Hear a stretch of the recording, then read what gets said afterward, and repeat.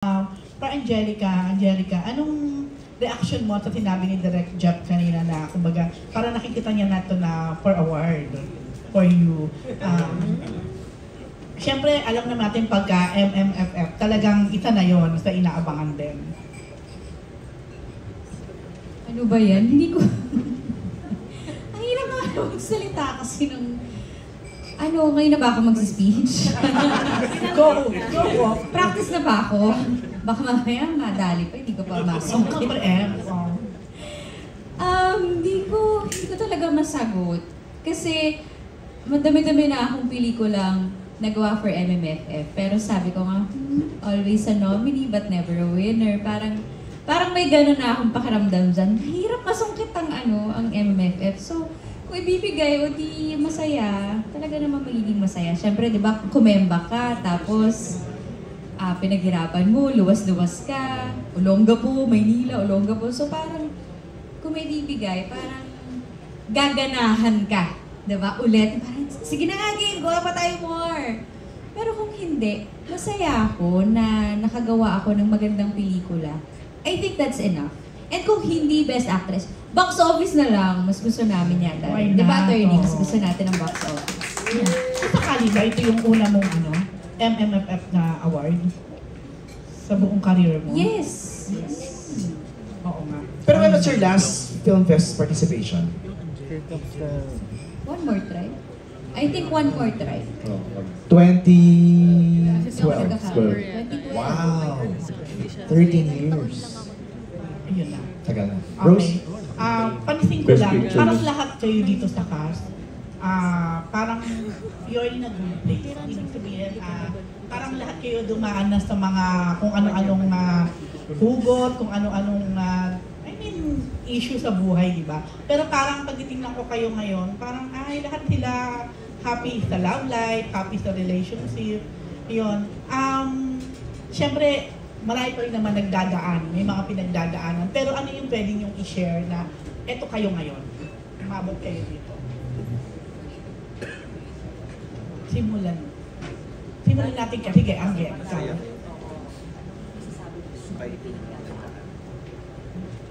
Sorry, anong tanong? Kumbaga, parang lahat kayo, okay ang life ngayon, okay relationship, pero alam din naman natin na lahat kayo dumaan din sa iba't ibang klase ng kung ano man, di ba, sa buhay. Anong pwede niyong i-share sa mga nanonood, sa lahat na pwede din palang abutin to, pwede palang umabot din dito. Anong secret tips? Secret or hindi kumbaga, I think the best word to describe that is, ano yung lesson that you carry with you now from your previous relationships? Na ito pala, pwede palang baon-baon mo ngayon. Angge? Paano ako nakasurvive? I think, na-surround din ako ng mga tamang tao. Kumbaga, kung may mga failures na nangyari sa akin, sa past relationships, hindi lang sa relationships, sa mga decisions, di ba? May mga taong nakasurround sa akin na good people, na nag-guide sa akin na ito yung dapat mong gawin, ito yung ibigay mo sa sarili mo, mag-aral ka, magpaganda ka, diba, pagbutihin mo ang sarili mo, be kind, yung mga ganong mga advice na talagang in-embody ko, isinabuhay ko talaga siya. Dahil naniniwala naman ako na hindi naman ako perfect noon.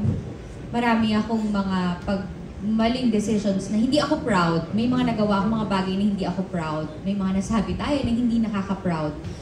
But as you go in life, kailangan may learnings ka. Kailangan natututo ka doon sa mga ikaw din mismo yung nakagawa.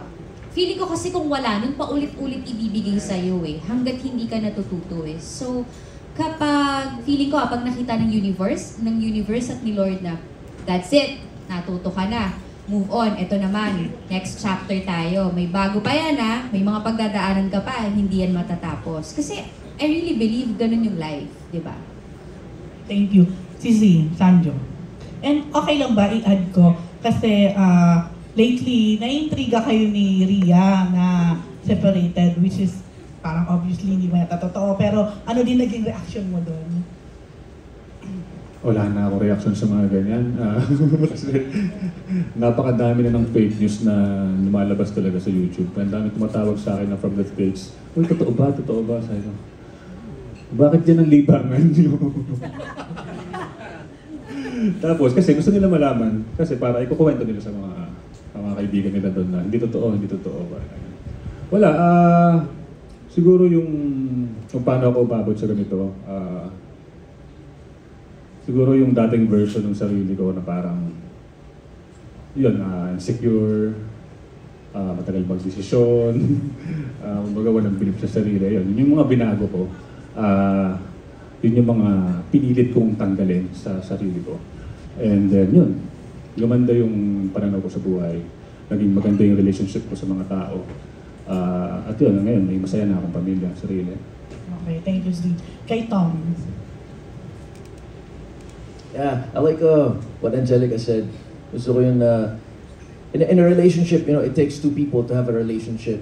So, for your part, you also have to take accountability of your part or your end of it.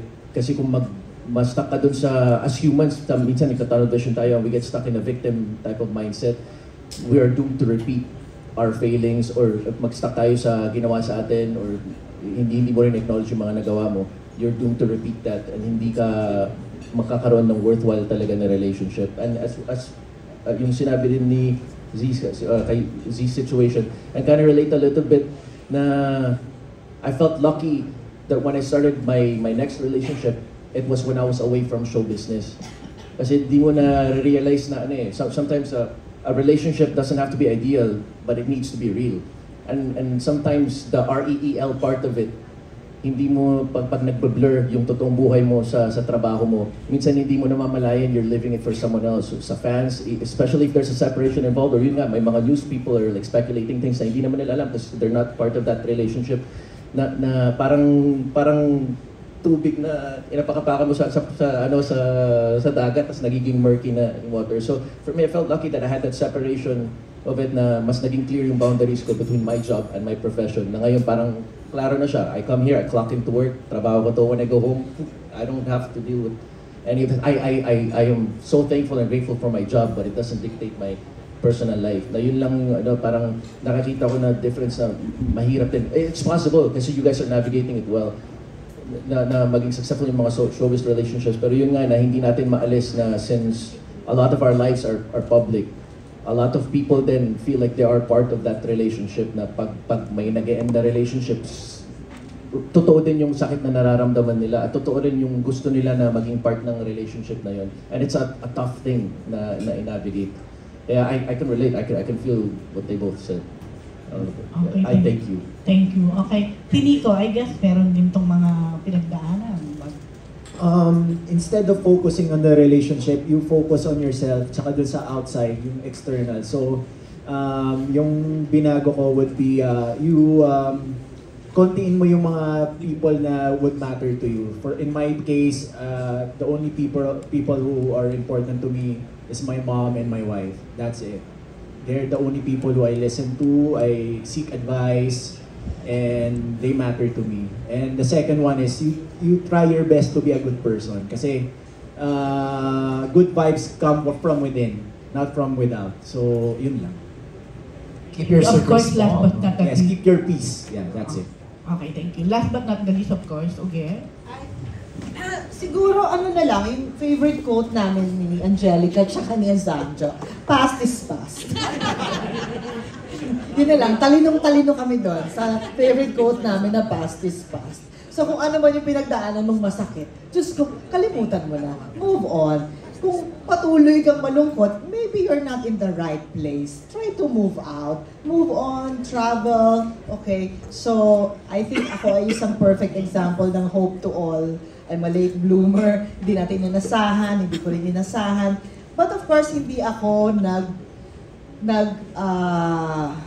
hindi ako sumuko. Hindi ako nanatili sa isang lugar. You need to move out, move on, spread your wings.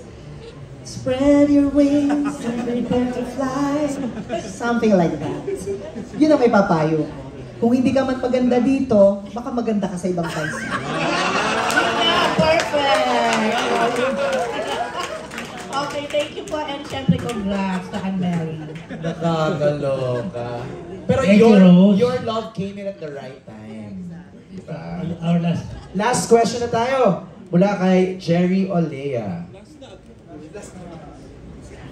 Si Direk Jeffrey, isa talaga sa mga pinakamahuhusay, respetado nating direktor. Kaya hindi na ako magtataka kung kumbaga, ito talaga parangalan tumita sa takilya. Talagang love natin yan. Tanong ko muna kay Angge, kay Liat. Parang nakatulong ba na nag-Virgin Love Fest ka muna last June? Parang, noon kasi parang sabi ko, kinalawang ka eh. Nakatulong ba yun para eto bago mo gawin itong pelikulang ito? Yes! Iba ang discipline kasi talaga ng theater. So, ibang depth yung feeling ko ay yung binigay sa akin. Nagkaroon ako ng ibang understanding habang inaaral ko yung script. Dati kasi parang, okay, alam ko na to, ganito lang yan. Basta papatakin ko yung luha ko dito sa eksena, sa moment na to. Good take to. Of course, nung nag-theater, nakita mo yung mas, ano lang yung kailangan. Madami akong na-unlearn and madami akong binitbit nung ginawa ko yung film. Kaya siguro mas lumiit yung mga galaw, mas lumiit yung mga binibigay kasi nakita ko kung ano lang yung sapat. Oo, parang akala natin, di ba, pag nag-theater ka, lalaki yung acting mo, yung movements mo, but no. Of course, sa theater, oo. Pero kung i-apply ko na siya sa film, i-apply ko yung mga natutunan ko, hopefully tumawid, hopefully tama yung mga tools na nagamit ko dito sa pelikulang to, gamit yung mga natutunan ko. With Direk Tony Goya daw, na may mga eksenang nahihirapan akong intindihin minsan, paano ko ba siya ipoproseso. Kasi may mga scene works na tinatawag, kada mo naman talaga, teatro na nang galing. May mga scene works na tinatawag doon. So, para intindihin mo pala ang isang eksena, ultimo yung isang line, di ba? Paulit-ulit mo siyang hihimayin, bakit mo nasabi to? At paano mo ba talaga siya i-deliver? And of course, sa movies, kapag gagawa ka ng pelikula, magre-reading lang kayo, magti-take na kayo. Kapag may adjustments, uulitin nyo. But sa theater, halos 2 buwan ninyong inaaral ng paulit-ulit yung linyang yun. Hanggat matumbok nyo yung totoong meaning. Para maganda rin yung sagot sa'yo nung ka-eksena mo. So, yun yung mga bawat gabi, inaaral ko, bago ako pumasok ng eksena, inaaral ko yung paano umabot yung character ko para sabihin tong mga linyang to. And hopefully talaga nag-work siya.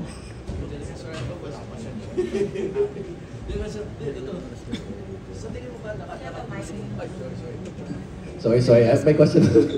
Sa tingin mo nakatulong sa ganun na natitimpla mo yung kailangan na eksena dahil yung Virgin Love Fest, napaka-intimate din na scene na andyan, kita mo talaga yung audience kesa sa ibang mga theater productions na ang layo. Do you think that helped? Oh yes, kasi silang third actor. Diba? Kapag nasa stage ka, sometimes you react dahil din sa reaction nila. You pause dahil sa reaction nila, you listen dahil sa reaction nila. And ma-apply mo siya, of course, sa film kasi you react with your co-actor. Kung ano yung binigay mo, magre-react din ako dun. So, Tom, last question. Sorry. Actually, may eksena sa film na manghang-mangha ako sa act na pinakita ni Angelica. And then after that scene, tinanong ko siya, saan ka ba humuhugot? Sabi niya, pumapasok siya sa character. Ganun lang kasimple yung kanyang acting. At yung theater debut niya na yun, sold out agad bago pa ipalabas. Yung talaga ang pinilahan ng mga tao. Nagkaubusan ng mga tickets. Napanood ni Uge. Uge, yung role mo naman dito na parang referee nila rin. Parang referee. Parang naalala ko rin yung Dear Uge mo na ano. May mga na ano ka ba ron? Nahugot doon? Wala. Hindi naman kasi ako attorney sa ginagawa. Hindi rin naman ako referee. Naku, magandang mapanood ninyo kung paano yung mga characters na itong pinakita sa trailer, sa teaser. I don't think it's everything. May peg ka ba? May ginaya ka? Na actor? Meron. Si Attorney George. Hindi, wala naman. We just, Direct Jeff really just wanted for me to change my hair. Kasi for almost 3 movies and a TV show, silver yung hair ko, ayaw niya. So, change look tayo. And it helped. It really helped. So, sinabihan ko si Ugen na huwag magpapatawa sa mga eksena, but it turned out na nakakatawa pa rin talaga. Last question ko for Zach. Zach, kumusta ang katrabaho si Zach? Si Zanjo at si Solen bilang parents mo rito? Paano kanila sinuportahan? How is it working with Zanjo and English daw, Jerry. Paano to? Translate na. I would say it was very fun. It was a new experience for me to socialize with all of these actors who I also personally know. And it was really fun and it encouraged me to act at my best. And yeah, I'd say it was a nice experience to do this. Follow-up question from Alan Jonas. Would you like to do more acting projects? We'll see. Good answer. Thank you. Thank you, Jerry. Maraming salamat. Oh, may pahabol lang daw si Alan D. I'm sorry. Isang question lang ako, bilang last na. Direct, Jeff? Hi, Direct. Oo. Siyempre excited kami dahil alam namin may mapili ka talaga sa trabaho, di ba? Sobrang kang conscious sa iyong sa iyong films, di ba? Sa body of work mo. Pero gusto ko lang ikwento mo yung, there was a time, hindi ko alam, kung sure ka, kung alam mo to, kung aware ka, na there was a time si Direct Jeff, ayaw kanya na makatrabaho after niya maka-work for the first time. Oo, kwento mo nga yung Direct at bakit. Tapos ngayon, kamusta siya ngayong katrabaho na ibang-iba na from the parang isinumpa mong Angelica before? May time kasi, every time tinatanong ako kung sinong artistang ayoko na makatrabaho, si Angelica ang isa sa mga pangalan ng binabanggit ko. Kasi I worked with her sa Malaala, Maukaya. Pero that was a time na sabi nga niya, maldita pa siya. So, but after working with her sa Playhouse at saka dito sa film na ito, siya na ang favorite actress ko. Wow! Big word! Favorite actress! Sandali, bigyan mo kami ng konting context, Direct. Bakit mo siya ayaw na maka-work nun? Anong klase pa siya nung artista nung panahon na yun? Naglalagari siya noon eh. Tapos, okay lang ba sabihin ko? Naglalagari siya noon. Tapos, nung nag-report siya sa set namin, siguro pang-4 o pang-3 araw na niya na tuloy-tuloy na nag-shoot. Pangatlo. Tapos, every time na nagbibigay ako ng instructions sa blocking, nakapikit siya, natutulog. O yun. Kaya ang feeling ko, parang napaspas din ako, di ba? But anyway, past is past na. Oo, at saka nakita naman natin ang character development. O, anong reaction mo doon? Tapos ikaw daw ang favorite. Wow! Girl! Grabe yung big word. Hindi kasi noon, ginagawa ko yung iisa pa lamang. And then, I remember, galing ako ng Batangas. Parang Bulacan yung taping namin ng MMK. Late na ako dumating dahil pagkapakap ko ng Batangas, hindi na ako umuwi, dumiretso ako ng Bulacan. Siyempre yung tulog mo sa biyahe lang, di ba? Tapos MMK. And I remember, parang 3 asawa ko yung namatay. So, buong episode ng MMK ako umiiyak. And 11 AM na ng Thursday, hindi pa rin kami pack up. Tapos binablock ako ni Direk. Talagang nakakatulog na ako. Like wala na, tumawid na yung kaluluwa ko sa kabilang dimension. Parang hindi naman, yan yung may sinasabi ko kanina, di ba? Na may mga nagagawa kang hindi ka proud. And noon, akala mo yung paglalagare ay maipapakita mo kung gaano ka kasipag. Pero yun pala, nakakabastos ka na ng mga katrabaho mo. So, ano din, at least ngayon may Eddie Garcia bill na tayo. Napoprotektahan na mga ganong chances para hindi na tayo makabastos ng mga katrabaho natin dahil sa puyat. Reaction lang na favorite ka ng... At saka dagdag context, ang boyfriend niya noon si Derek. Direk! Pasabog ka naman, Direk. Oh, ang Pero masaya ako, bawing-bawi na. Yung Naman! pagiging maldita ko dahil favorite na ako. Yes! Naging si Jeffrey Jaturian. Yun lang ang mahalaga talaga. Ano feeling mo doon, Marsh? Ha? Hindi yun, gag. Hindi yung favorite. Isa dami ng access na naka-work niya. Favorite ko. Ay, wow. Alam naman niya yun na talaga nga nung unang text pa lang niya, parang umikot na yung sikmura ko na parang, oh my God, mapapagawa ako ng pelikula. Kahit hindi pa nape-present sa akin dahil ganun ko siya ka-love. I love it. Thank you. Excited kami for this. Congrats. Thank you, Alan D. Okay, we proceed now. Nag-prepare na